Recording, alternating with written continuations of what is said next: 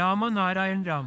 സാമൂഹ്യമായി ഏകദേശം 800 കോടി മനുഷ്യർ ഈ ലോകത്തുള്ളപ്പോൾ ഏകദേശം 400 മതാചാരങ്ങൾ അംഗീകരിക്കപ്പെട്ടിരിക്കുന്നു.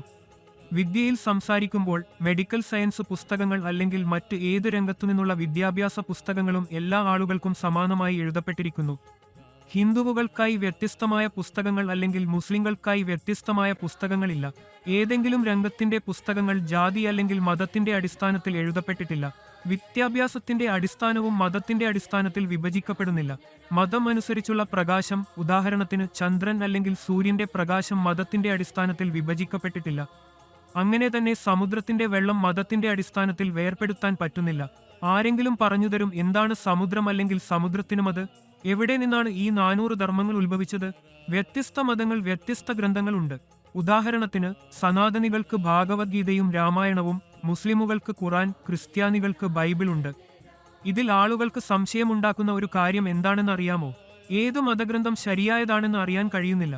എല്ലാം ഒരേ ഭൂമിയിലെ മനുഷ്യരാണ്. എന്നാൽ മനുഷ്യർ തന്നെ നിരവധി മതങ്ങൾ സൃഷ്ടിച്ച് അവരെ പരസ്പരം വേർപെടുത്തിയിട്ടുണ്ട്. ഓരോ മനുഷ്യനും ജാതി, മതത്തിന്റെ ബദ്ധപ്പെട്ടുപോയി സ്വന്തം സ്വാർത്ഥം മാത്രം കാണുന്നു.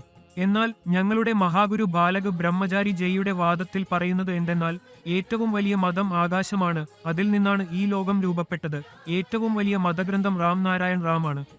ഈ ഗ്രന്ഥത്തിന്റെ ഓരോ പേജ് പരവൽക്കമായ എല്ലാ നക്ഷത്രങ്ങളും ഗ്രഹങ്ങളും പ്രതിനിധീകരിക്കുന്നു. ഭൂമിയിലെ ഏകദേശം 800 കോടി മനുഷ്യരിൽ എല്ലാവരുടെയും ശരീരം ഈ മതഗ്രന്ഥമായ രാംനാരായൺ റാമിൽ നിന്നും ഉണ്ടാക്കിയിരിക്കുന്നു. ഇതിൽ പഞ്ചഭൂതങ്ങൾ ഉൾക്കൊള്ളുന്നു. ഞങ്ങൾ എല്ലാവരും ഒരേ ഭൂമിയിൽ ജീവിക്കുന്ന ജീവികളാണ്.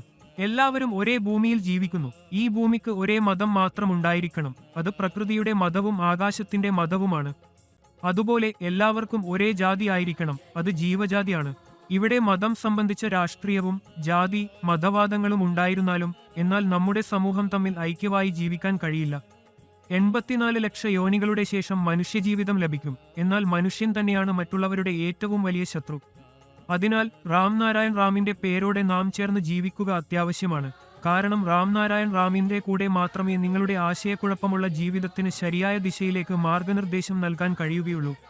ഒരാൾ രാംനാരായൺ റാമിന്റെ കൂടെ ചേർന്ന് ജീവിക്കുമ്പോൾ പുതിയ ദൃഷ്ടികോണം നേടുന്നു. ഈ പുതിയ ദൃഷ്ടികോണം നമ്മെ പുതിയ ഊർജ്ജം നൽകുന്നു. കൂടാതെ ജീവിതം വിജയകരമായ രീതിയിൽ മാറുന്നു.